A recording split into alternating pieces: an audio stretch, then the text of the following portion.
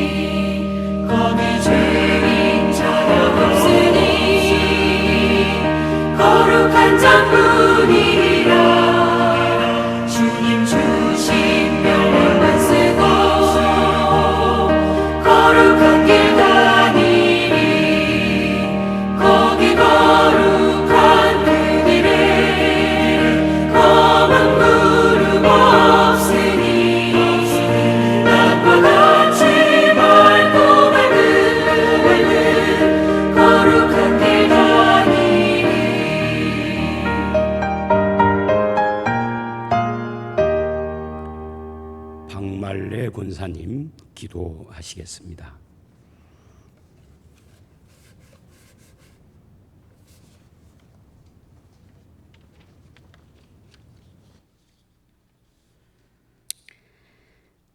이 시간에도 우리의 구원을 완성해 가시는 하나님 아버지 감사합니다.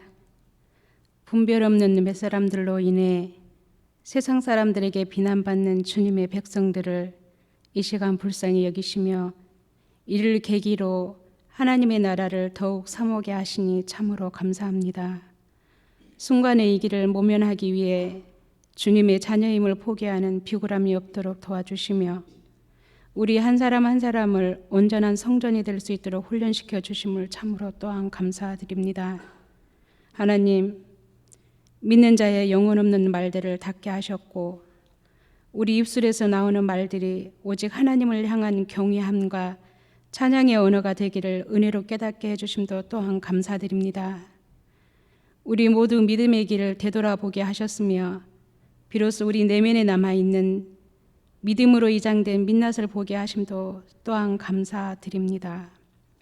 하나님, 저희들 때로는 형식에 매여 때로는 우리 살아온 믿음의 연륜이 전부인 것처럼 교만했습니다. 이 또한 용서하여 주시옵소서. 이 멈춤의 시간 하나님께서 회복의 기회를 주심은 저희를 향한 너무 큰 사랑하심과 은혜임을 깨닫게 하시고 오직 하나님 시선 안에서 살아갈 수 있도록 인도하여 주시옵소서. 이 시간 하나님의 손길을 기다리는 한우들이 있습니다. 전심을 다해 기도하는 저들에게 어둠을 이기는 말씀의 빛으로 치유해 주시사 주님 주시는 평안으로 응답받게 하여 주시옵소서.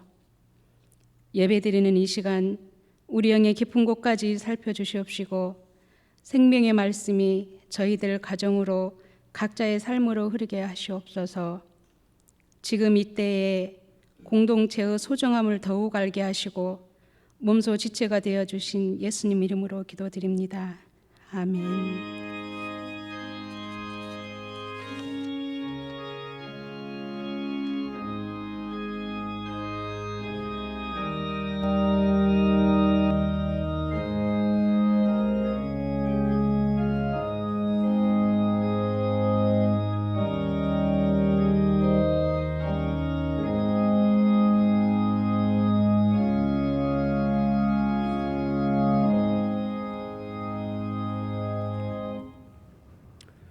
하나님의 말씀은 고린도전서 15장 51절부터 58절까지 말씀입니다. 제가 봉독하겠습니다. 고린도전서 15장 51절입니다.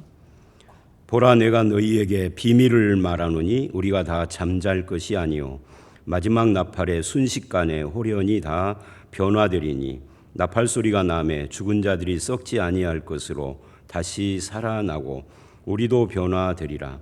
이 썩을 것이 반드시 썩지 아니할 것을 입겠고 이 죽을 것이 죽지 아니함을 입으리로다. 이 썩을 것이 썩지 아니함을 입고 이 죽을 것이 죽지 아니함을 입을 때에는 사망을 삼키고 이기리라고 기록된 말씀이 이루어지리라. 사망아, 너의 승리가 어디 있느냐? 사망아, 내가 쏘는 것이 어디 있느냐? 사망이 쏘는 것은 죄요 죄의 권능은 율법이라. 우리 주 예수 그리스도로 말미암아 우리에게 승리를 주시는 하나님께 감사하노니 그러므로 내 사랑하는 형제들아, 견실하며 흔들리지 말고 항상 주의 일에 더욱 힘쓰는 자들이 되라. 이는 너희 수고가 주 안에서 헛되지 않은 줄 알미라. 아멘. 우리가 계속해서 여러 주를 아름다운 인간관계와 관계되는 그런 말씀을 보고 있습니다. 그 중에 오늘 말씀과 다음 주 말씀은 격려에 대한 말씀입니다. 격려자가 되라 하는 내용인데요. 데이비드 홉킨스라고 하는 교수는 파워 대 포스, 힘 대 에너지라고 하는 책에서 20년 동안 수백만 번의 운동역학 실험으로 측정된 인간 의식의 에너지에 대해서 말을 합니다. 이 에너지는 정신력과 육체의 힘을 통합한 말인데 사람이 살아가는 힘이 이 에너지에 있다, 이런 이야기입니다. 물론 이제 우리 기독교적 시각하고 좀 다른 면이 있어요. 에너지가 충만해서 펄펄 뛰는 인생으로 사는 사람도 있고 죽은 자처럼 살아있지만 죽은 것처럼 에너지 지수가 바닥에 떨어져서 간신히 살아가는 이런 사람도 있다는 이야기죠. 그러면 죽음에 가까울 정도로 에너지 수준이 낮은 때가 언젠가? 몇 가지로 나눠서 이야기를 하는데 첫째는 수치심에 쌓여 있는 사람이 그렇다는 겁니다. 사람 취급을 못 받고 아무도 만나고 싶지 않고 또 살고 싶지도 않고 그럴 때 인간 생명력이 바닥에 깔린다는 거죠. 이 사람은 질병의 무방비 상태가 되고 문제를 견딜 저항력이 없는 거죠. 정신적으로나 육체적으로나 아주 초라한 인간이 되는 겁니다. 결국 나약하게 만드는 것은 배고픔이나 질병이 아니라 수치심과 부끄러움 때문에 그렇게 된 거다, 그런 이야기입니다. 그 다음으로는 사람을 약하게 만드는 것이 무기력증, 나는 할 수 없다, 아무것도 할 수 없다, 어쩔 수 없다라고 하는 그런 무기력증이고요. 세 번째는 슬픔, 네 번째는 두려움이라고 이분은 이렇게 밝혔습니다.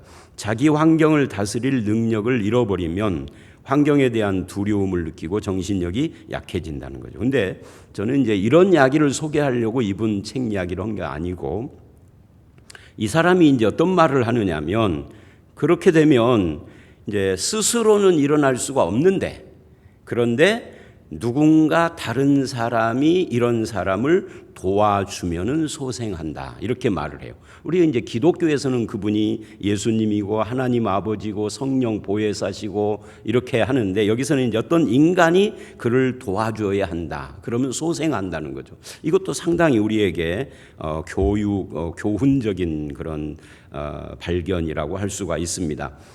그래서 사람들에게 필요한 것이 뭐냐 하면 오늘 주제가 되는 격려입니다. 인정하고 긍정해주고 칭찬해주고 하는 격려죠. 근데 많은 사람들이, 특히 우리나라 사람들 중에 많은 사람들이 이 격려를 아첨이라고 오해를 해요. 근데 격려하고 아첨은 다릅니다. 아첨은 사람을 기쁘게 하거나 환심을 사기 위해서 마음에도 없는 거짓을 억지로 조작해서 하는 것이죠. 그게 아첨이에요. 그러나 격려는 근거 없는 과대 포장이나 인사치레가 아니라 또는 뭐 빈말로 아부하는 것이 아니라 있는 그대로를 인정해 주는 것을 말하는 거예요. 이 격려는 어떤 의미에서 우리 그리스도인의 사명이고 성품이어야 하고 성도로서 자연스러운 것이어야 하는 거죠. 그래서 오늘 읽은 이 고린도전서 15장 51절로 58절 말씀을 쭉 읽어보면, 이 말씀은 부활에 대한 건데 왜 격려의 주제 말씀으로 제가 읽었느냐 하면은, 거기에 우리가 이제 마지막 나팔의 순식간에 다 변화될 것이다, 썩지 아니할 것으로 다시 살아날 것이다 하면서 57절에 우리 주 예수 그리스도로 말미암아 그럽니다. 이 말미암아에 밑줄을 하셔야 돼요. 그리고 우리에게 승리를 주시는 에다가 밑줄을 하셔야 됩니다. 하나님께 감사하노라. 그러니까 죽어서 썩어 있는, 또 요즘은 우리나라가 화장을 많이 하잖아요. 화장을 해버린 시체가 어떻게 스스로 일어날 수 있습니까? 부활을 스스로 할 수 없는 거예요, 죽은 자는. 그런데 여기 보면은 우리의 부활이, 예수님도 마찬가지지만 스스로 일어난 것이 아니에요. 누군가가 일으켜주고 그 승리, 이김을 주시는 분이 계시다 그 말이에요.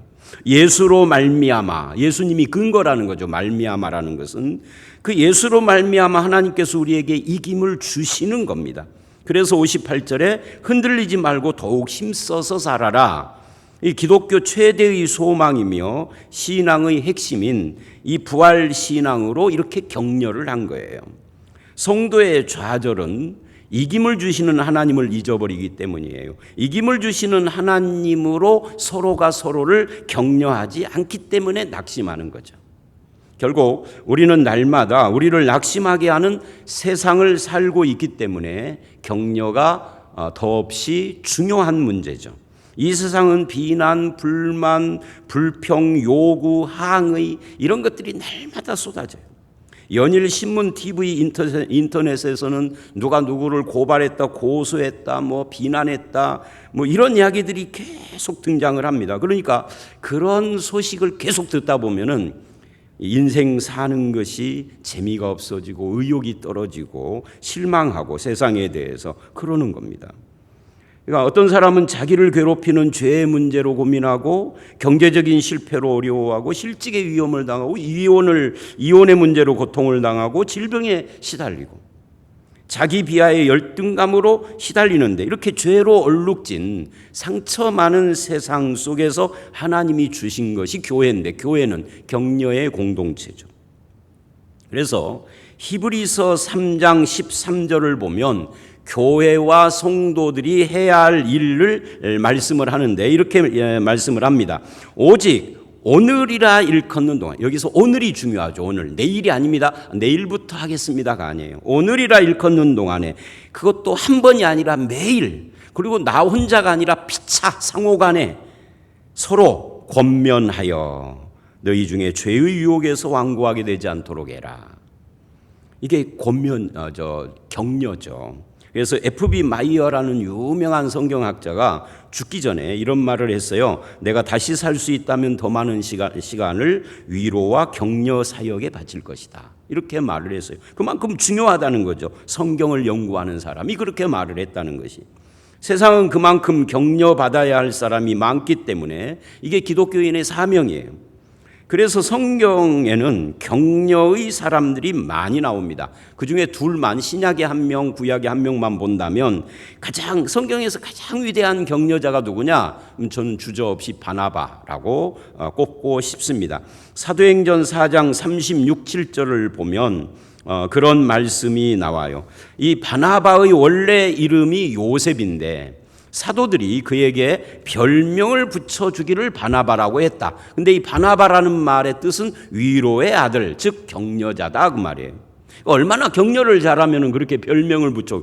그래서 우리는 바나바의 본명을 잘 모릅니다. 요셉이라는 거 몰라요. 제가 설교하느라고 이 말을 하지 저도 평상시에는 요셉이라고 안 해. 바나바라고 하지. 별명이 이름이 돼버렸어. 자기 재산을 팔아서 구제하고 섬기고 또 은밀하게 격려와 위로의 사역으로 사람을 세워주고, 이 바나바가 보여주는 격려자는 어떤 사람이었느냐? 첫 번째로 이 바나바는요, 다른 사람 옆에 그와 함께 해주는 사람이었어요. 이게 격려자예요. 격려가 뭐 대단한 능력을 필요로 하는 게 아닙니다. 어떤 사람 옆에 있어주는 거예요. 사도행전 9장 26, 7절이 그 이야기입니다. 핍박자였던 사울이 어느 날 갑자기 예수를 믿었지만 아무도 인정해 주지 않아요. 다들 고개를 흔들며 부적합하다라고 그래요. 근데 그의 말을 들어주고 그를 추천해 준 사람이 바나바입니다. 그게 사도행전 9장이에요. 한번 읽어보세요.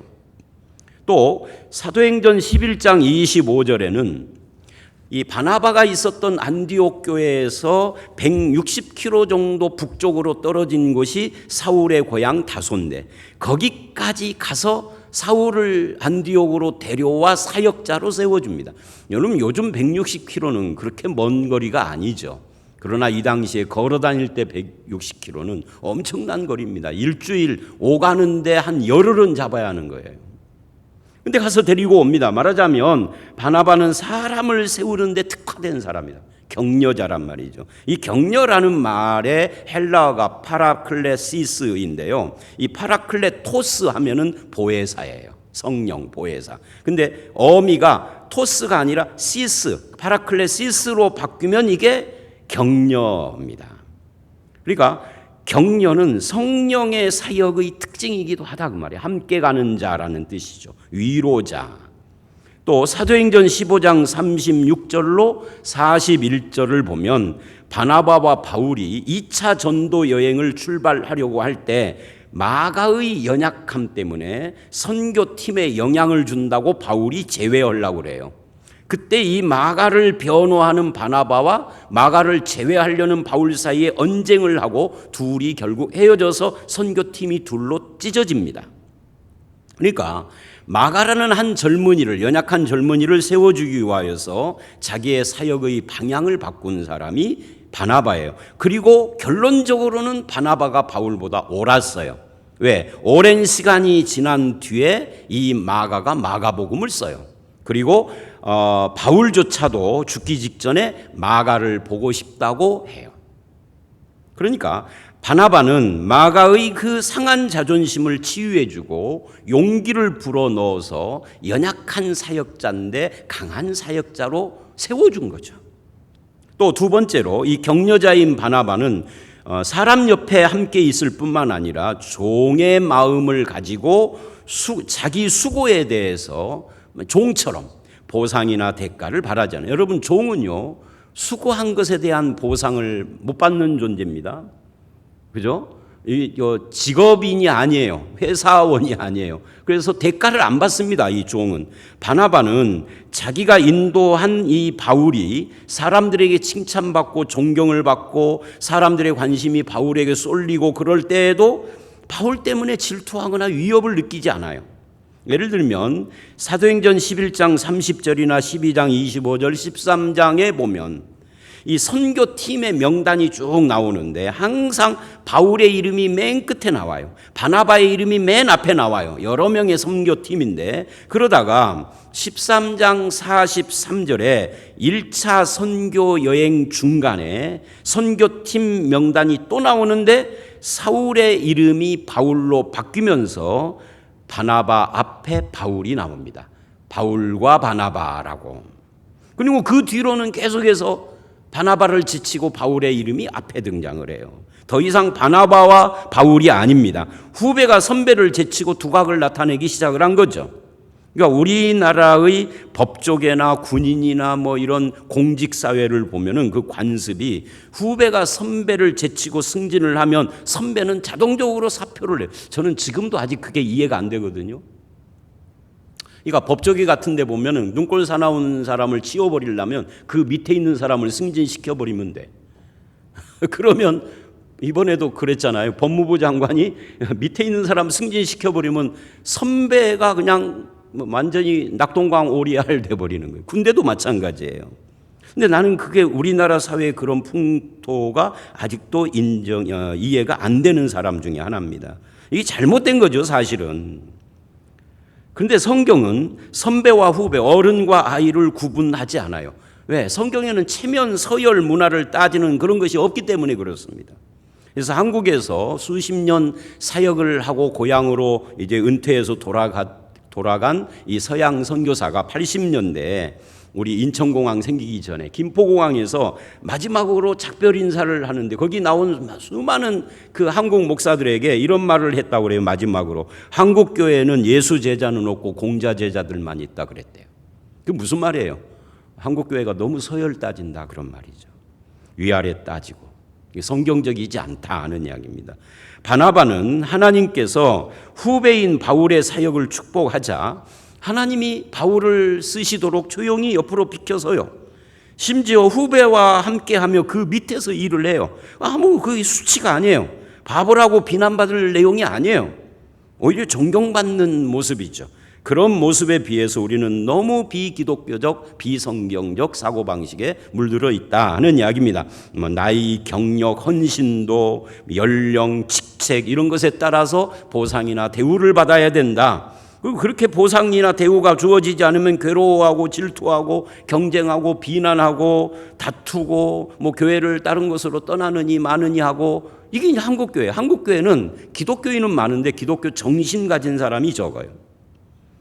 그러나 기독교인은 예수님으로부터 결코 계산이 안 되는 은혜를 받은 자입니다.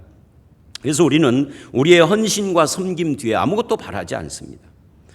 본전 생각하지 않습니다. 인정받는 문제로 질투 경쟁하고 흔들리며 상처받지 않습니다. 아니 않습니다가 아니라 안 해야 됩니다예요. 실제로는 많은 사람이 그러니까 잘못된 거죠. 자, 신약은 바나바고요. 구약은 격려의 중요성을 보여주는 사람이 하나가 있는데 그게 열왕기상 18, 19장에 나오는 선지자 엘리야입니다. 엘리야는 누구를 격려한 사람이 아니라 자기가 격려받은 사람이죠. 갈멜산에서 바알 선지자 450명과 450대 1의 대결에서 승리를 했어요.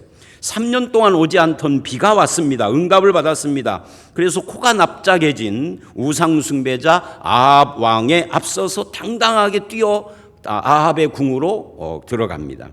이제는 우상이 다 사라지고 여호와만 믿는 신앙이 부흥할 것이다 기대를 했습니다. 그런데 갑자기 이 아합의 마누라인 이세벨 왕비가 엘리야를 죽이라 그럽니다. 그러자 바늘에 찔린 이 풍선처럼 완전히 바람이 빠지고 풀이 적어 낙심한 채로 광야로 도망갑니다. 그리고 실망한 엘리야가 로뎀나무 그늘에 들어 누워서 차라리 내 생명을 거두어 가십시오. 차라리 날 죽여 이런 거죠. 하면서 원망을 하나님께 합니다. 영적 침체에 빠진 거죠. 그런데 열왕기상 19장 5절을 보면 그때 천사가 와서 그를 어루만집니다. 일어나서 먹으라 하며 떡과 물을 줍니다. 그거 받아 먹고 또 들어 누웠어요.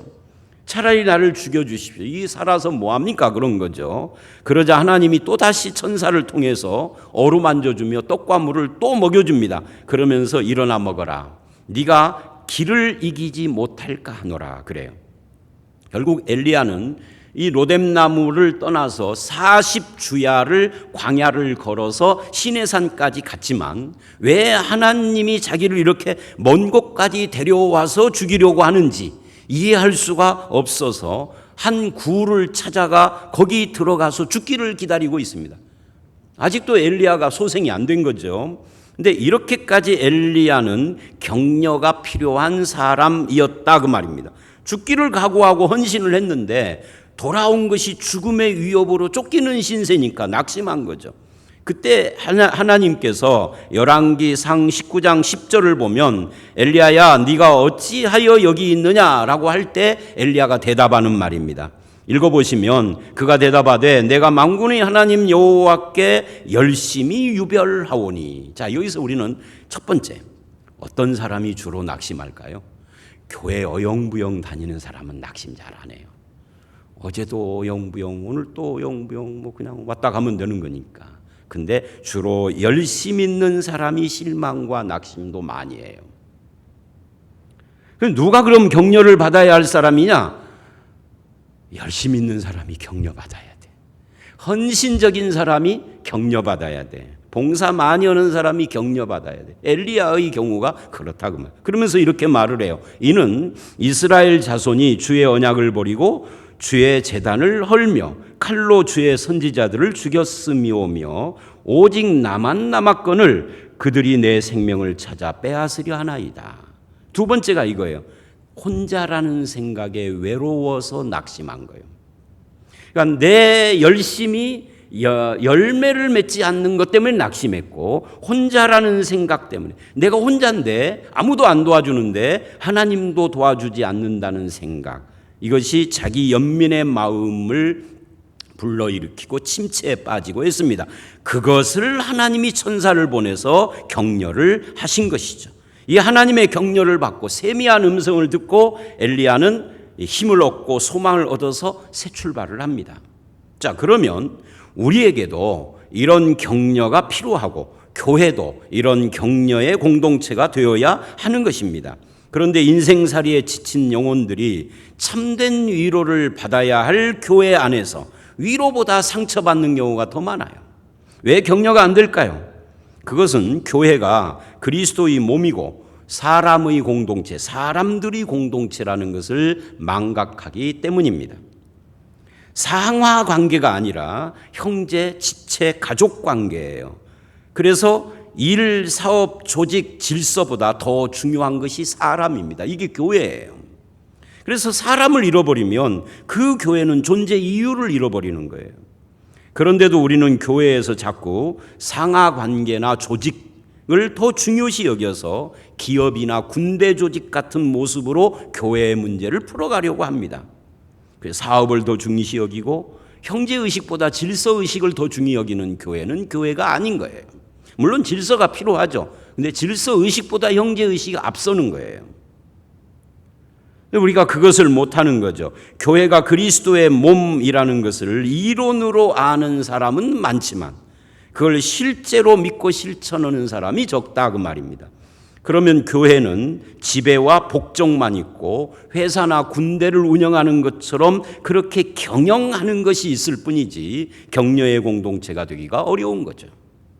그래서 말만 교회고 교회 냄새, 예수 냄새가 아닌 회사 냄새, 군대 냄새, 유교의 향교 냄새가 더 많이 나는 것이 교회가 돼요. 교회가 사람이라면 우리는 사람의 삶을 이해해야 합니다. 사람들은 생각보다 더 깊은 상처를 입으면서 살아요. 고통당하고 쉼을 얻지 못하고 절망하고 피곤하고 허무함을 느끼고 불안하고 근심하고, 그래서 교회는 그런 사람들을 이해해주고 보듬어주고 등을 두드려 위로해주고 하나님 안에서 소망을 발견하게 하는 이런 역할을 감당해야 하는 것이죠. 그런데 오히려 교회가 짐이 되고 피곤하게 하고 절망과 상처를 주면 그건 존재 이유를 상실한 거예요. 그런데 우리들이 저지르는 가장 흔한 잘못이 뭐냐 할 때 냉정함입니다. 상처받은 사람이 내 옆에 있는데 그 상처를 건드려 버려요. 그리고는 몰라, 무감각한 거예요. 이게 교회가 경계해야 할 잘못입니다. 그래서 바울도 빌립보서 2장 20절 21절에 보면은 빌립보 성도들에게 진정한 사랑을 보여줄 사람이 자기에게 디모데 외에는 없다라는 것을 한탄을 하면서 이렇게 말을 합니다. 이는 뜻을 같이 하여 너희 사정을 진실히 생각할 자가 이밖에 내게 없음이라. 그들이 다 자기 일을 구하고 그리스도 예수의 일을 구하지 아니하되. 그러니까 사람이 없다. 바울이 쓸쓸해하는 거예요.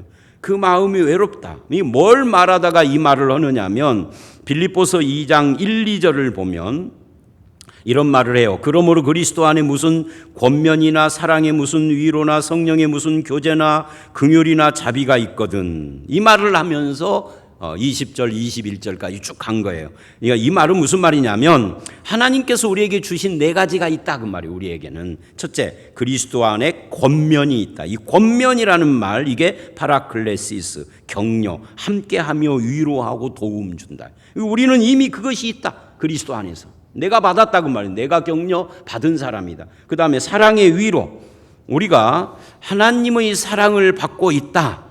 그것을 알면 우리도 다른 사람을 사랑하는 거죠. 또 성령의 교제, 3번째. 성령님은 우리가 서로 격려하는 삶을 살도록 교제, 하나로 묶어주시고, 4번째, 긍휼과 자비. 이게 하나님의 성품이죠. 거듭난 우리들은 근본적으로 마음이 상한 사람들에게 온유와 자비로 대하는 그런 능력이 주어져 있다는 거예요.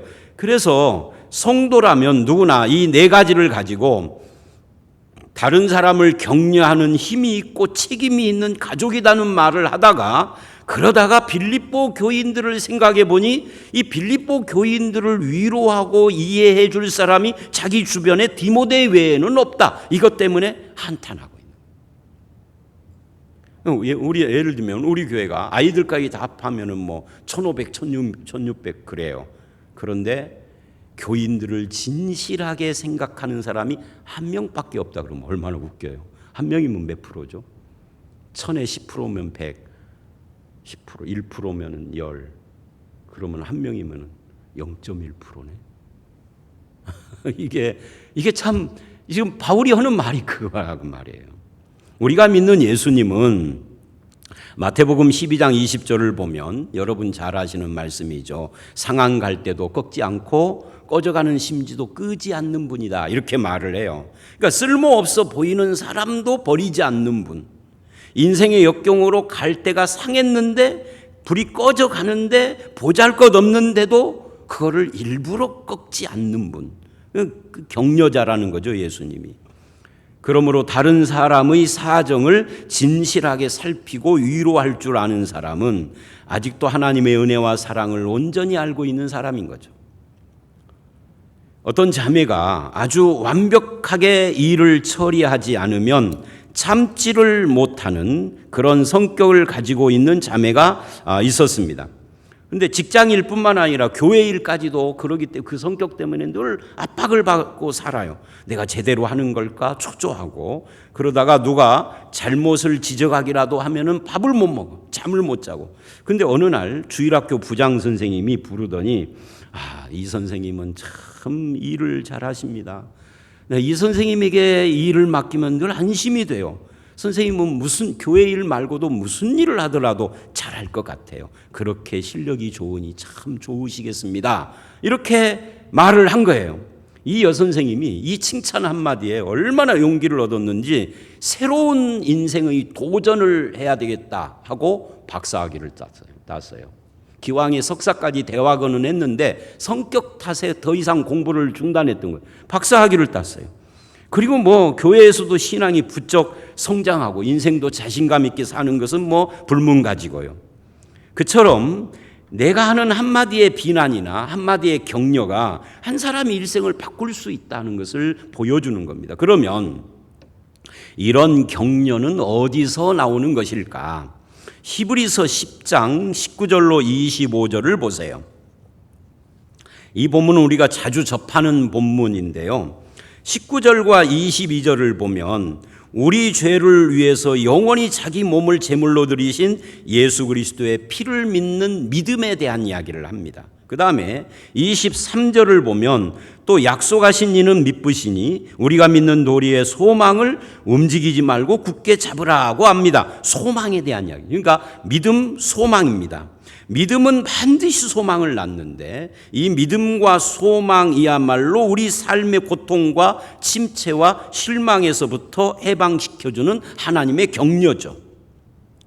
우리가 인생의 실망과 고통과 어려운 짐의 무게를 느낄 때마다 믿음과 소망은 하나님을 바라보게 하고 실망의 시간에 하나님은 그걸 통하여서 격려를 해요. 그리고 우리는 하나님께 격려받은 그 경험으로 다른 형제를 또 격려하는 사람이 되어야 하는데 그것을 24절에서 서로 돌아보아 사랑과 선행을 격려하며 이게 이제 사랑인 거죠. 그러니까 믿음이 소망을 낳고 소망이 사랑을 낳아요. 여기서 이 격려하며라는 것은 자극하고 부추겨서 세워준다 그런 뜻입니다. 서로 돌아보는 것이 그거고 그리스도인으로 자라도록 도와주는 겁니다. 야단치고 정죄하기보다 지켜봐주고 기다려주고 손을 붙들어주고 관심을 가져주는 거죠. 이 격려라는 말이 그런 겁니다. 돌보다, 위로하다, 안위하다, 파라클레시스, 보혜사 같은 일을 한다 그 말이에요. 그래서 25절을 보면 이것을 위해서 우리가 해야 할 일이 뭐냐라고 할 때 모이기를 힘쓰는 자들이 되라 그렇게 말을 합니다. 그러니까 자주 모여서 누가 아픈지 마음이 아픈지 기쁜 일이 있는지 방황하고 있는지 든든히 서가고 있는지를 서로 살피는 거 이게 격려죠. 언제 그렇게 해야 되느냐? 그날이 가까움을 볼수록 더욱 그리하자. 즉 재림의 날이 가까울수록 재림을 준비하는 것 중에 하나가 격려하는 거다. 그러면 우리는 스스로에게 물어야 돼요. 나는 격려하는 사람인가 상처를 주는 사람인가? 우리는 여기에 사명을 가진 자예요. 자, 그러면 구체적인 격려의 방법들은 어떤 것이 있을까? 이 부분이 이제 오늘은 첫 번째로 말에 대한 것만 말을 하고요. 다음 주에는 이 말 이외의 격려의 여러 가지 방법들에 대한 이야기를 하려고 합니다. 오늘은 이제 말 이야기인데 이 말의 영향력이 굉장히 크죠. 우리나라는 그래서 천냥빛도 말 한마디에 갚는다는 속담이 있잖아요. 그러니까 우리가 속으로 무슨 생각을 해도 말이나 행동으로 드러내지 않으면 인간관계에 아무 영향을 안 줘요. 그 사람을 내가 욕하고 속으로 욕하던 미워하던 이 생각이라는 건 또 유동적입니다. 어제는 그 사람을 오해해서 미워했는데 오늘은 그 사람을 미워하는 마음이 없어질 수 있어요. 마음속에서 이게 변하는 겁니다. 근데 이거를 말로 뱉으면 그때는 이제 끝난 거예요. 다시 주워 담을 수가 없는 겁니다. 특히 남의 말을 하는 것은 엄청난 파장을 가지고 오죠. 그래서 지금부터 이제 성경 구절을 많이 볼 텐데 잠언 18장 7, 8절을 보면 이런 말을 해요. 8절에 남의 말을 좋아하는 자는 자의 말은 별식과 같아서 뱃속 깊은 데로 내려가느니라. 이 뱃속 깊은 데 헤데르라는 히브리어인데 이게 안방, 골방, 멀리, 빨리 이런 뜻을 가지고 있어요. 그러니까 이 험담이 퍼지는 파장과 영향과 속도를 이야기하는 겁니다. 또 디모데전서 5장 13절도 험담의 힘을 이야기를 하면서 뭐라고 하느냐면 집집으로 돌아다니고 게으를 뿐만 아니라 쓸데없는 말을 하여 일을 만든다 그래요. 집집으로 돌아다닌다는 말은 굉장히 상징적입니다. 이 말, 사람이 돌아다니는 것을 형용하는 건지만 결국은 이게 말이라는 것이 한 곳에 있지 않고 돌아다닌다. 이걸 말하는 겁니다. 퍼진다는 거죠. 내가 한 그 말이 다른 사람의 입을 통해서 막 돌아다니면서 확대되기도 하고 축소되기도 하고 이것이 흉이 되고 험담이 되기도 하고 한 사람의 인격에 치명적 상처를 주기도 하고 인격 살인을 해서 자살에 이르기도 하고 한 가정을 파탄시키기도 합니다. 그렇게 말에는 힘이 있기 때문에 지금 내 인생은 내가 한 말의 결과일 수가 있어요. 내 인생이 지금 뭔가 삐딱하다면 그것은 내가 살아오는 동안 삐딱한 말만 내뱉고 살아왔기 때문일 수 있어요. 내 인생이 실타래처럼 풀리지 않는 무엇이 걸려 있다면 그것은 자꾸만 내가 인생을 한탄하고 불만스러운 말을 해왔던 것에서 비롯된 것일 수 있어요. 기쁨이 없다면 내 말에 기쁨이 없었기 때문일 수 있어요. 이것이 말과 인생의 함수 관계입니다. 그래서 우리는 두려워해야 합니다. 왜? 성경은 내 말이 원인이 돼서 내 인생이 결과된다는 것을 지적하기 때문입니다. 잠언 6장 2절을 보면 이런 말을 해요. 내 입의 말로 이 말은 말이 원인이 돼서 내 입의 말이 원인이 돼서 네가 얽혔으며 그러죠. 내 입의 말로 인하여 원인이 돼서 잡히게 되었다. 결과 이야기, 말의 결과입니다. 우리의 인생은 말의 결과다. 또 마태복음 12장 36, 7절을 보면 사람이 무슨 무익한 말을 하든지 심판날에 이에 대하여 신문을 받으리니 네 말로 의롭다함을 받고 네 말로 정죄함을 받. 이 말이 무섭다 그 말. 또 야고보서 3장 2절로 5절은 이 현재 내 인생의 모습은 내가 뱉은 말이 원인이 됐다라는 것을 말하면서 배와 키를 비유로 설명을 합니다. 그러니까 배가 가는 방향을 정하는 것은 이 배가 엄청나게 큰데 조그마한 키로 그것을 다 작동을 시킨다. 그것처럼 내 인생의 방향에 영향을 주는 것도 내 혀다 하는 말을 하고 있는 겁니다. 그러니까 내 말로 내 인생이 흥왕할 수도 있고 내 말 때문에 내 인생이 쇠락할 수도 있고 결국 지금의 내 인생의 모습은 어느 정도 과거에 내가 한 말의 결과일 수 있다는 것에 두려워해야 해요. 내 인생뿐만 아니라 남의 인생까지 영향을 주니까요. 내가 무심코 뱉는 그런 말에 의해서 그래서 말을 조심해야 하고 바른 말을 쓰는 것에 유의해야 합니다. 그런 의미에서 우리는 자기의 언어 생활을 점검해야 하는데 요거 박스가 있습니까? 요건 설명 안 할 테니까 여러분 그냥 눈으로 쭉 봐주시기를 바랍니다. 그래서 결국 우리가 말을 한다는 것은 위험한 일이에요. 왜? 생명을 살리는 것도 죽이는 것도 말 때문이니까. 자, 그래서 이제 화면은 그렇게 잠깐 보시고요. 욥의 아내 같은 경우에는요. 욥기 2장 9절에 재산을 잃고 자식을 잃고 몸에 병까지 난 자기 남편 욥에게 이렇게 말을 해요. 당신이 그래도 자기의 순전을 굳게 지키겠느냐? 하나님을 욕하고 죽어버려라. 이런 여자하고 사는 건 불행이죠. 부부라도 이런 막말은 하면 안 된다를 보여주는 겁니다. 막말을 한 자신은 잊어버려도 그 말에 상처를 받은 사람은 평생 그 영향으로 마음이 죽어요. 마음만 죽는 게 아니라 영혼도 죽을 수 있어요. 영혼이 살고 죽을 수 있는 건 아니지만 쇠하여 간다 그 말이죠. 또 잠언 18장 21절을 보면 죽고 사는 것이 혀의 힘에 달려있나니 혀를 쓰기 좋아하는 자는 혀의 열매를 먹으리라. 그러니까 말과 결과에 대한 이야기가 성경이 굉장히 많이 나옵니다. 어떤 사람이 자수성가해서 한 기업체, 큰 기업체의 사장이 됐는데 자기 어린 아들에게 계속 자주 이런 말을 했다고 합니다. 네가 내 아들이라도 너처럼 무능한 놈이 우리 회사를 물려받으면 말아먹을 거다. 이거를 중학교 다니는 아이, 고등학교 다니는 아이, 커가는 과정 중에 조금만 뭐가 못마땅한 것이 보이면 이 말을 한 거예요. 이 말이 아들의 마음을 아프게 찔렀습니다. 그리고 이제 아버지가 어느 날 갑자기 죽고 난 다음에 청년이 된 이 아들이 아버지의 사업을 물려받았는데 이 아들의 마음속에는 돌아가신 아버지의 말이 틀렸음을 증명하고 싶은 마음이 가득했어요. 그래서 퇴근 시간이 지나도 직원들은 다 퇴근시켜도 자기는 오랫동안 일을 하고 실패에 대한 강박관념에 사로잡혔어요. 근데 강박관념에 사로잡히는데 일이 풀리지 않으면 술을 통해서 해결하려고 술을 의지했어요. 결국은 술이 알코올 중독이 돼서 그것 때문에 아내하고 이혼을 했습니다. 이혼을 한 후에 우울증이 걸려서 평생 우울증 약을 복용하며 사는 신세가 돼버렸습니다. 이게 아버지의 말의 힘이었단 말이에요. 죽은 아버지는 모르겠죠. 자기가 해온 말이 자기 아들을 어떻게 인생을 파괴했는가. 그러면 어떤 말이 사람을 죽이는 말일까요? 먼저 이 말은 마음에서 나온다 하는 것부터 우리는 생각을 해야 합니다. 우리가 무엇이겠지라는 말은 문법상 추측형 어미인데 확신이나 추측을 나타내기 위해서 쓰는 겁니다. 근데 표준은 일 것이다입니다. 근데 우리의 삶 속에서 이 말이 보통 문법하고 상관없이 두 가지 용법으로 쓰여요. 첫 번째는 보나마나 거짓말이겠지. 나는 도저히 믿을 수 없어.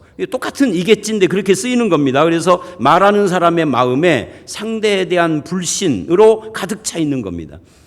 아니면 자기 의견을 관철시키거나 주장을 피력하기 위하여서 남을 깎아내려는 의도가 있어서 이런 말을 하는 거죠. 근데 똑같은 표현인데 두 번째 용례가 뭐냐면 원래 의도는 그게 아니겠지. 우리가 잘 모를 수도 있잖아. 이렇게 씁니다. 이건 굉장히 긍정적인 거예요.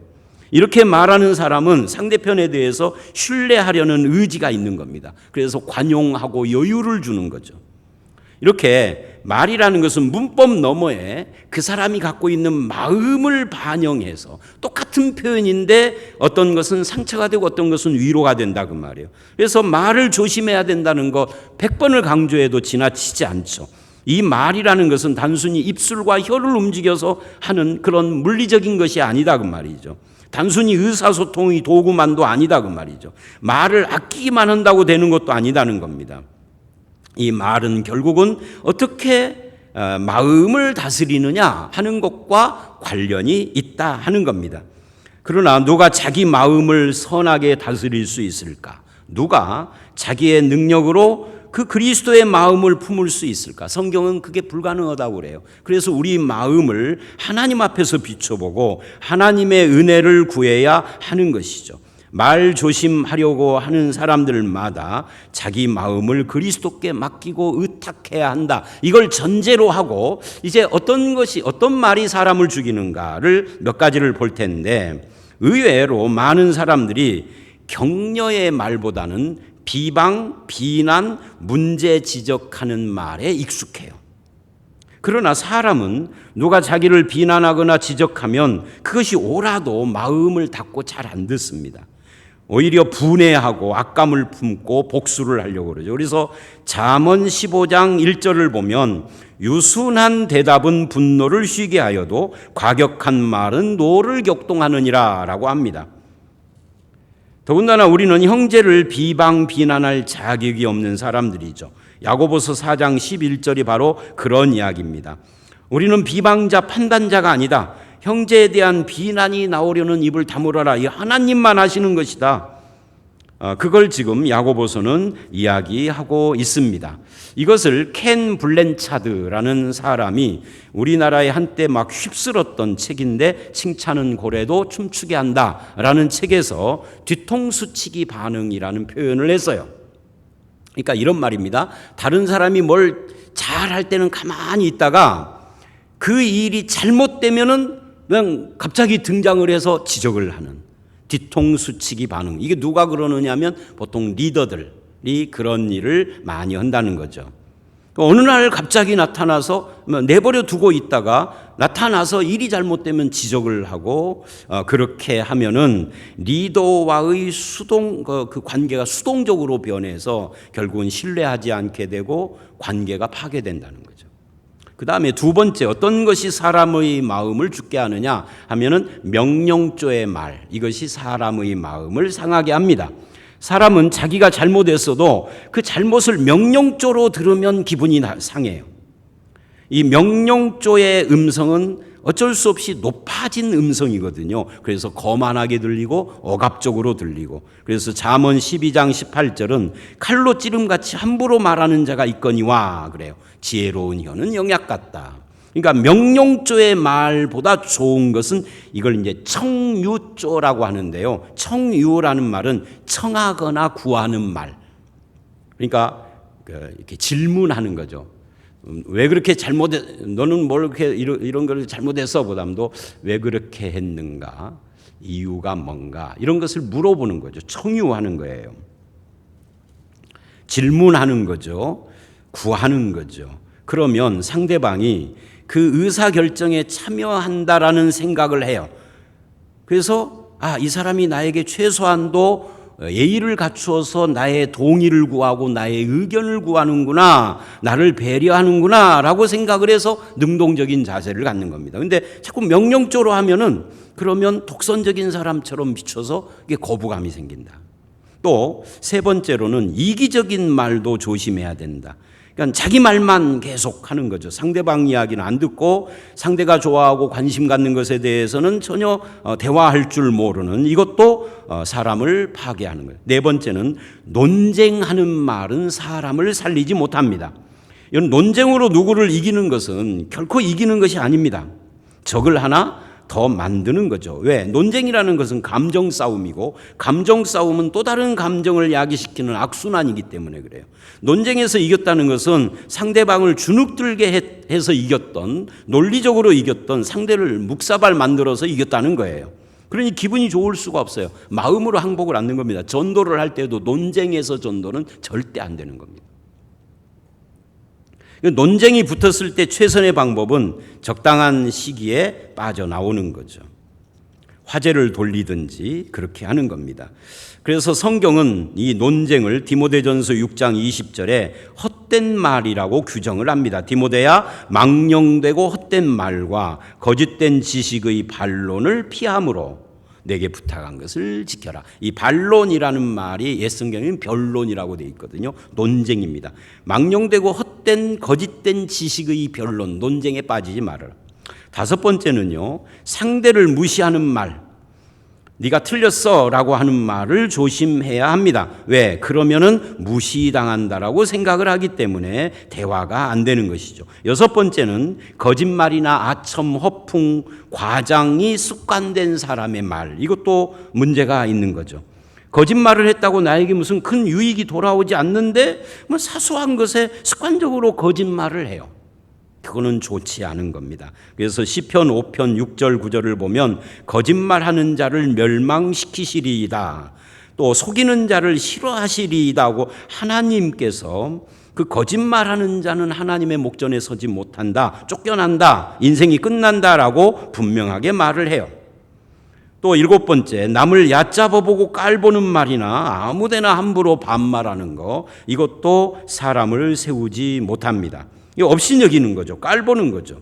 그런데 그것을 잠언 14장 31절에서는 가난한 사람을 학대하는 자는 그를 지으신 이를 멸시하는 것이다, 이렇게 이야기를 해요. 그러니까 사람은 다 하나님의 형상인데 그를 지으신, 그 하나님의 형상으로 지으신 그분을 무시하는 것이 형상인 사람을 무시하는 것이다. 그래서 우리가 말을 바르게 해야 한다. 마지막 여덟 번째는 이 하나님을 신뢰하지 않는 불평의 말, 불평자를 좋아하는 사람은 세상에 없습니다. 늘 부족함을 느끼며 자족하지 못하다 보면은 자기도 모르는 사이에 불평하는 사람이 되는데 성경은 그걸 경고해요. 시편 37편 1절과 7, 8절에 이제 그 이야기가 나오죠. 악을 행하는 자 때문에 불평하지 말아라. 여호와 앞에 잠잠하고 참고 기다려라. 악한 꾀를 이루는 자 때문에 불평하지 말라. 분을 그치고 노를 버리며 불평. 그러니까 악한 자가 있어도 그것 때문에 불평하지 말으라는 거죠.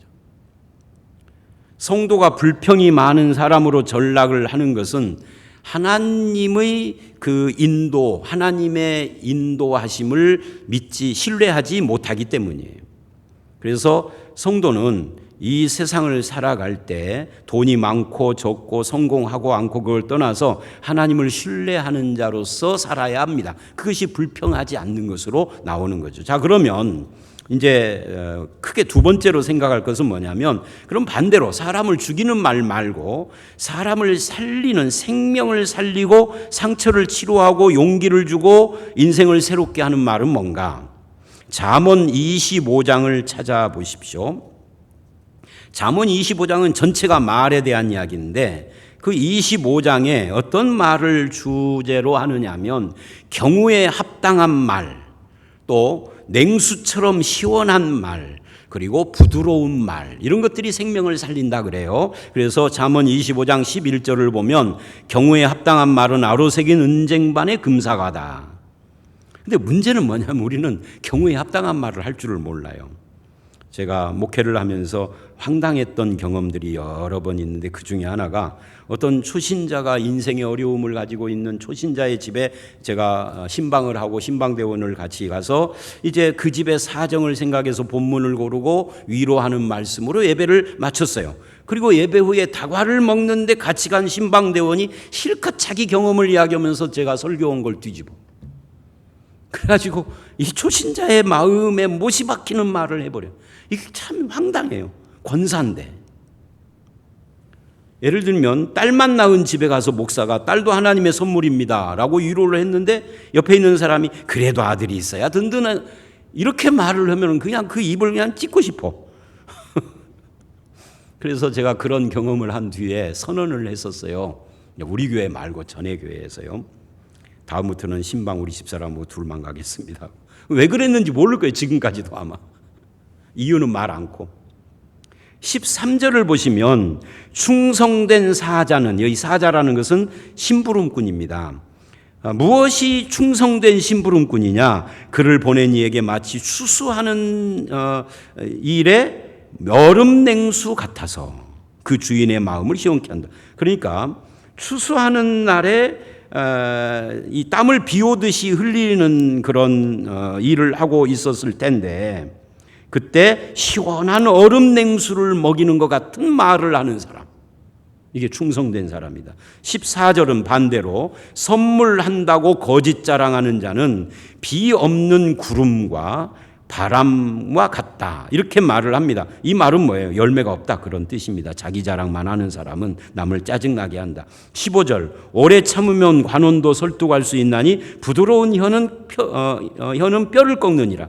그러니까 억세고 소리 지르고 그러면 사람을 반발심만 키우는데 처음에는 소리 지르면 먹히는데 차츰 시간이 지나면 소리를 계속 지르면 나중에는요 아무도 귀담아 듣지 않아요.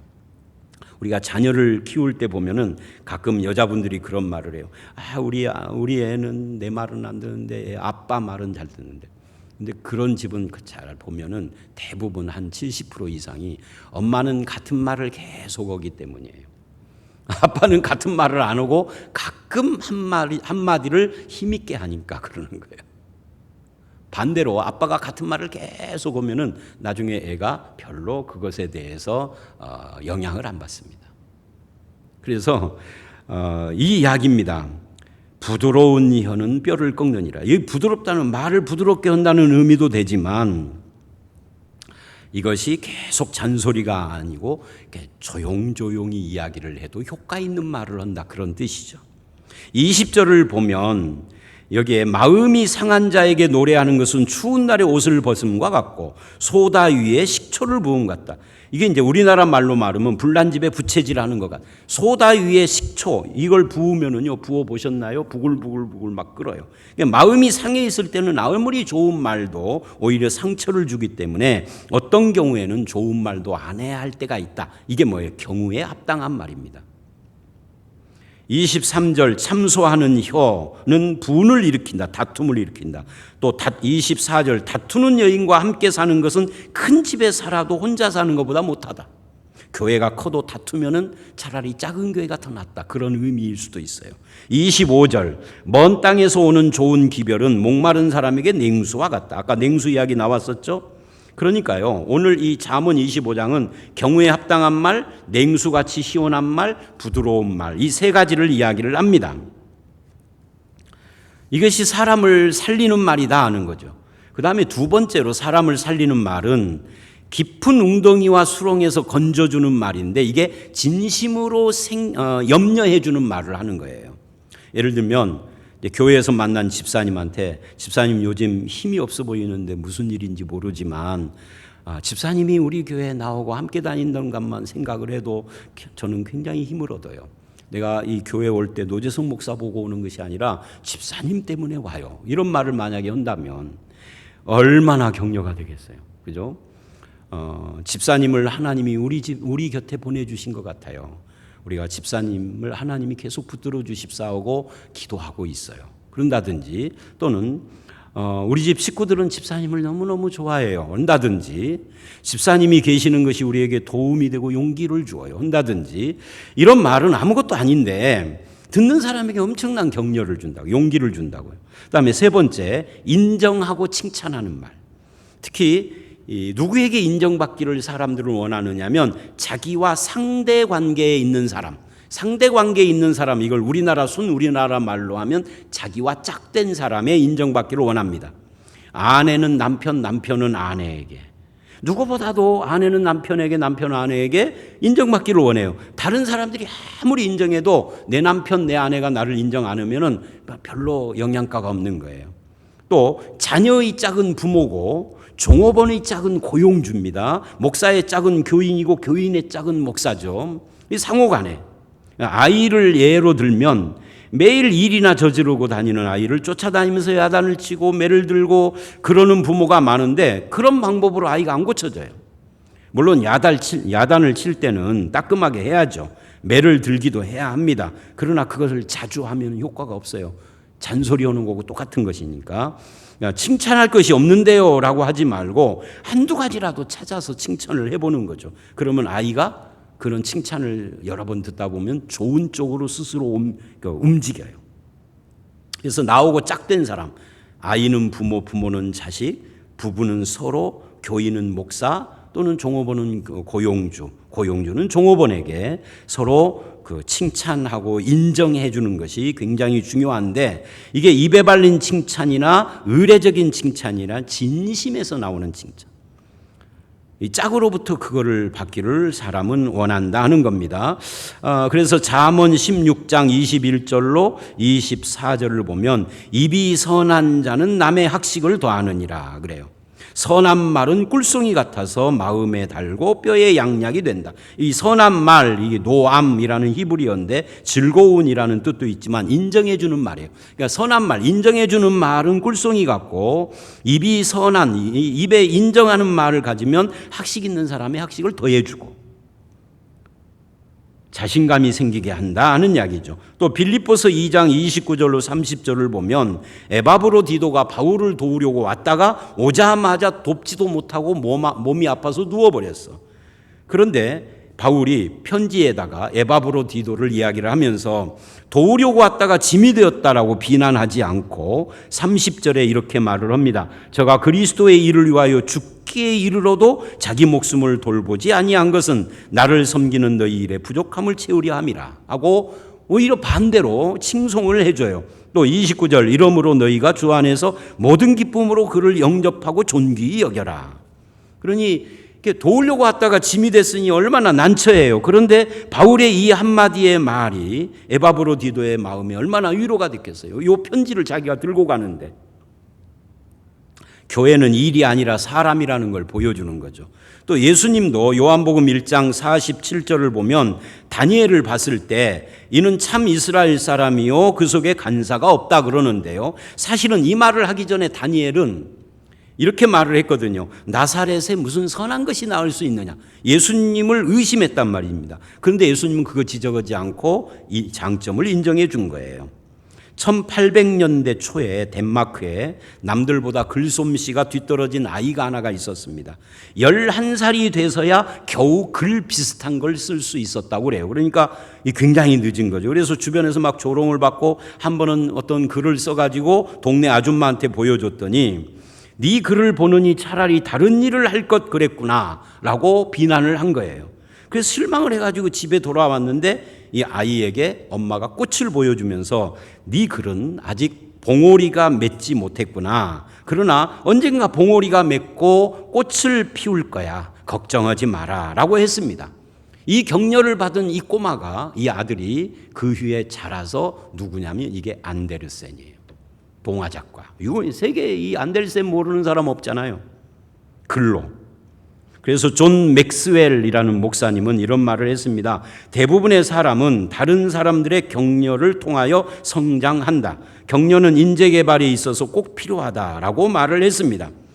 격려만큼 우리 삶의 에너지를 창출하는 동력을 찾기 어렵다 하는 것이죠. 격려를 통해서 신바람이 나면 과학적으로 설명할 수 없는 에너지가 발생을 하고 생산성이 올라간다는 것이 학자들 간에 널리 인정이 되는 겁니다. 이건 뭐 실험이 안 되는 말이지만, 그 다음에 네 번째로는 확신의 말을 하는 겁니다. 즉 상대방을 세워주고 적극적인 자질을 기르도록 도와주는 말입니다. 예를 들면 그 사람에게 없는 것을 들춰서 기를 죽이기보다 확신을 심어주는 겁니다. 어려서부터 말을 잘한다는 그런 그러니까 말이 아니라 어려서부터 잘한다라는 말을 자주 들은 아이와 못한다는 말을 자주 들은 아이는 달라요. 후자는 자기에 대해서 소망과 꿈을 못 가져요. 기대감이 없기 때문에 현실의 어려움을 닥치면 그걸 이길 생각을 못 합니다. 근데 전자는 자기에 대한 기대감이 있기 때문에 노력을 합니다.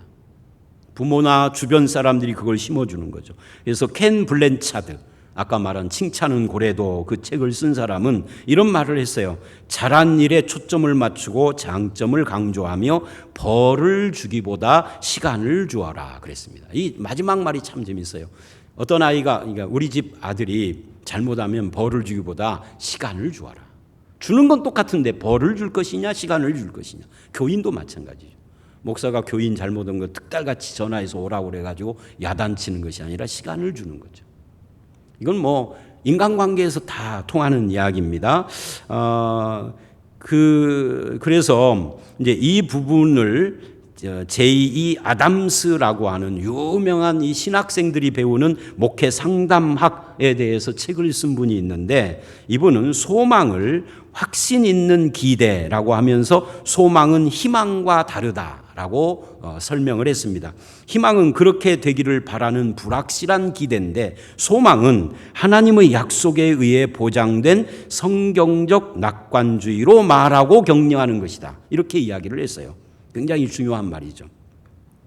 그래서 이 관계의 확신이 필요한 거예요. 이 말 통하여서 부모가 나를 인정해 주는구나. 저놈은 맨날 저 모양이야 라고 한다면 성격이 그렇게 가는데, 근데 부모가 나를 인정해 주는구나 그러면은 성격이 바뀌는 거죠.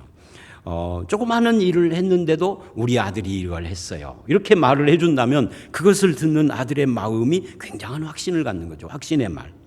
또 누군가에게 말을 할 때 그 사람의 현재가 아니라 미래를 기대해 주는 말. 예를 들어서 주홍글씨라고 하는 소설 유명하잖아요.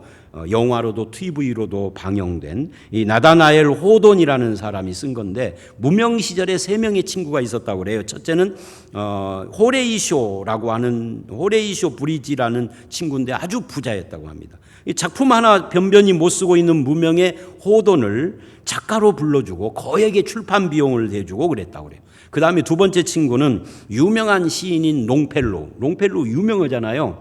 근데 자기는 이미 유명해졌지만 호돈이 무슨 책을 뭐 별 영양가도 없는 책을 내도 서문을 써주고 그랬대요.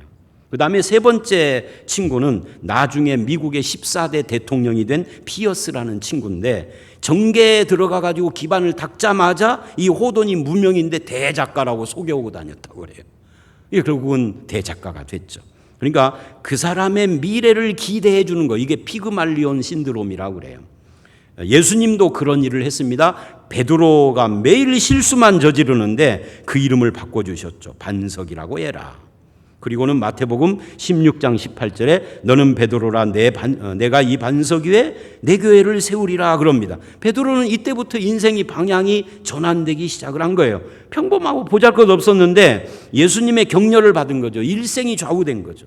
또 요한복음 15장 15절 이하에 보면은 실패를 하고 낙심한 베드로를 찾아와서 네가 나를 사랑하느냐, 내 양을 먹이라 라고 여전히 신뢰하며 교회의 지도자라고 대접을 해주는 겁니다. 현재의 실수가 아니라 미래에 그가 어떤 사람이 될 것인가를 기대하고 바라보고 한 거죠. 그래서 결국은 이 베드로가 주님을 위하여 순교까지 하지 않습니까? 그러니까 사람을 과거나 현재의 모습으로 쉽게 판단하는 것은 어리석은 거다. 더군다나 교회 다니는 사람인데 격려해주고 기대해주고 그래야 된다. 언어 속에서. 이게 확신의 말입니다.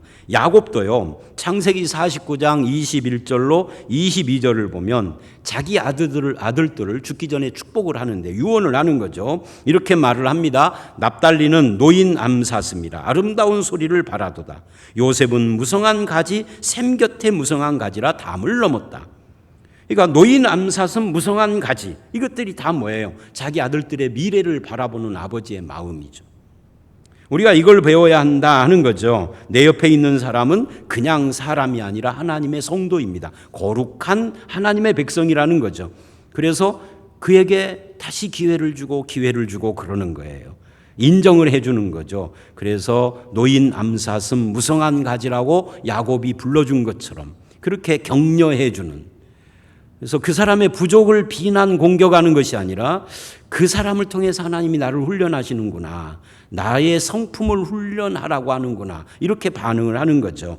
마지막으로 지적이나 권고나 책망을 아예 하지 말라는 이야기가 아닙니다. 필요할 때는 지적하고 권면하고 책망도 해야 되죠. 다만 그 지적, 권고, 책망이 상대방의 가치를 파괴하거나 비판하거나 상처를 주는 말은 아니어야 된다는 거죠. 지적을 해도. 그래서 격려를 의미하는 파라클레시스가 위로라는 말도 되지만 권고라는 의미도 갖고 있어요. 이것은 이 권고가 야단치는 것과는 다르다는 걸 말하는 거죠. 여러분 등대 아시죠? 이 등대는 배를 파괴하려고, 부딪혀 파괴하려고 세운 것이 아니라 위험한 바위를 드러내서 배를 보호하려고 세운 겁니다. 이 권고하고 책망하고 지적하는 것이 인간관계의 등대 역할을 하는 것이죠. 가만히 놓아두면 사람을 죽게 하는 그 암세포를 제거하는 의사 같은 거죠. 그래서 책망도 성령의 인도하심을 따라서 성령님의 마음으로 하는 겁니다. 격려의 차원에서 책망도 하고 지적도 하는 거죠. 그래서 마지막으로 예를 들면은 바울이 고린도후서 2장 4절에 고린도 교인들을 책망을 하는데, 내가 큰 환난과 애통하는 마음이 있어 많은 눈물로 썼노니 이는 너희로 근심하게 하려는 것이 아니요 오직 내가 너희를 향하여 넘치는 사랑이 있음을 알게 하려함이라. 그러니까 바울은 책망도 사랑으로 한단 말이에요. 또 고린도후서 1장 10절에 내가 너희를 권한다, 너희는 분쟁하지 말라는 말을 하면서도 그 말을 하기 전에 먼저 4절에 그리스도 예수 안에서 너희에게 주신 하나님의 은혜를 인하여 항상 너희를 위하여 하나님께 감사한다, 이 말을 먼저 해요. 그래서 예수께서 베드로에게 사탄아 물러가라 하신 말씀이 이해가 안 됐던 부분 중에 하나입니다. 말씀 속에. 우리 같으면 상처를 받았을 것 같아요. 근데 베드로는 그 순간에 상처를 안 받아요. 오히려 그 일로 교훈을 받고 깨닫습니다. 어떻게 그게 가능하냐? 언어는 똑같은데, 사탄아, 이건 똑같은 단어잖아요. 내가 쓰던 예수님이 쓰던. 근데 내 속에는 사랑의 책망이 아니요, 예수님은 그게 사랑의 책망이에요. 그 차이인 거죠. 베드로를 반석이라 인정해주는 사랑 속에서 한단 말이에요. 그러니까 우리가 누구를 격려한다는 거 굉장히 중요한 겁니다. 이제 우리가 선택을 해야 합니다. 우리의 말이 살리는 것이냐 죽이는 것이냐. 세상은 살리는 것보다 이 격려의 말보다 죽이는 말이 더 많습니다. 그래서 세상이 팍팍한 거죠. 그러나 우리는 격려하고 살리는 말을 많이 하는, 그 외에도 우리의 말버릇 속에는 이름을 불러주는 말, 겸손한 말, 미소 지으며 하는 말, 잘못을 시인하는 말, 남을 배려하는 말, 이 외에도 이 말에 대해서 우리가 생각할 것이 참 많이 있지만 오늘 여기까지 하도록 하겠습니다. 다음 주에는 사람을 격려하는 데 있어서 말 말고 다른 것들을 이야기를 함으로 마무리를 하도록 하죠. 함께 기도합니다. 하나님 아버지, 오늘 격려자가 되어야 할 우리를 향해서 어떻게 격려를 해야 하며 왜 그렇게 격려가 중요한 것인지를 생각을 해봤습니다. 우리의 언어 생활 속에 사람을 죽이는 말이 아니라, 상처 주는 말이 아니라 상처를 싸매고 살리고 용기를 주고 격려하는 말들로 가득하도록 축복해 주시옵소서. 예수님 이름으로 기도드렸사옵나이다. 아멘. 광고 말씀 드립니다.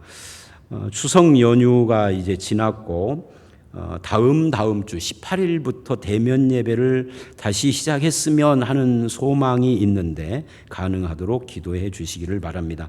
지금처럼 감염자 숫자가 좀 줄면, 어제도 75명이라고 하지만 국내 확진자는 60명 수준, 또 50명 수준 이렇게 되는데 50명 미만으로 좀 떨어졌으면 하는 그런 생각이 있습니다. 그 외에는 여러분이 주보를 우리 교회 홈페이지에 참고를 해보시고요. 특히 유튜브에 떠도는 수많은 설교 강의, 검증되지 않은 내용들이 많고 이단적인 것도 많은데, 또는 정치적으로 극좌나 극우에 기울어진 내용들도 많은데 이런 것들을 주의했으면 좋겠고, 또 이단적인 내용 중에는 요즘 전능하신 하나님을 강조하는 이 전능신교, 이게 이제 중국에서 발생한 동방번개라는 이단인데 그런 것들이 굉장히 많이 떠돌고 있고 또 구원파에서 또 이렇게 그런 유튜브에 많이 올리고 그러더라고요. 그런 것을 많이 주의를 했으면 좋겠습니다. 이상입니다. 찬송가 249장